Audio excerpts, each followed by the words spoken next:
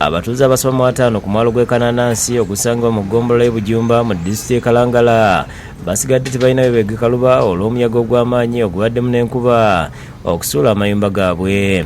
Omuyaga guno okusinda kubakoseddwa gwatandise ku saa 11 nga bukya. Empewo yazze nga neebisse wala nagenza okuwulira enju yasituse omulundi gumu neevaawo nenawula enkuba nga ngiyiseeko nengala kiki kati kwe kwagala okuva ku buliri nageera nga buliri ate n'ebigere biri waggulu nenkasuka eri mu kkubo. Amayumba gaffe gonna gaweddewo, ebintu byaffe byonna biweddewo, tetusigaza kintu na kimu. Tetulina wadde we tutandikira.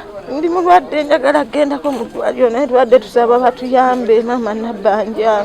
Twetaaga ku buyambi, ennyumba zaffe zigenze, eyange egenze yiyo mu bbanga eringa kalina nga bwendi bwenyambadde bwenti bwensigadde. Mu bimu ku byonoonese kuliko amaato agakubiddwa emiti, emmotoka ng'eno oluusi ebadde ekola nga ambulensi ng'ebadde ya Muhammad Bukenya, amaduuka n'ebikozesebwa by'abantu mu bulamu obwa bulijjo. Emmotoka yange ebadde nga ambulensi ku kitundu era nga buli kizibu ekiba kizzeewo kyonna emanyikiddwa bankubira tugitwala naye kati obudde buno simanyi kyakukola ndaba nga ebintu byonoonese egenda kuntwalako miliyoni eziri mu 6. Abamu batuuse n'okunoonya eddagala lyabwe nga tebalirabako nga Amina Nambiru bw'annyonnyola. Tebamanyi bw'atya bagenda kutandika kunoonya ddagala ebyokusulako emifaliso bagibbye empewo engoye ezitutte.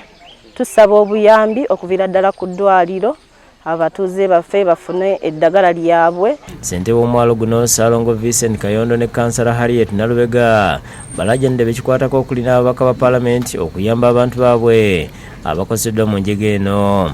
Minisita akola ku nsonga z'ebigwa bitalaze batuyambe kwene embeera eriwo kubanga abantu basigadde tebalina webegeka luba tebalina yadde 10 kisobola kuzzaawo mayumba gaabwe.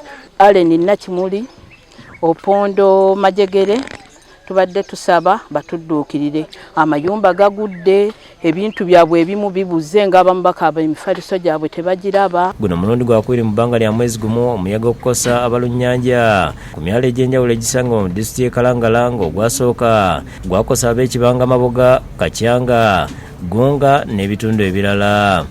Nkuba Samuel yakusakidde gwino ku Lwabukedde TV.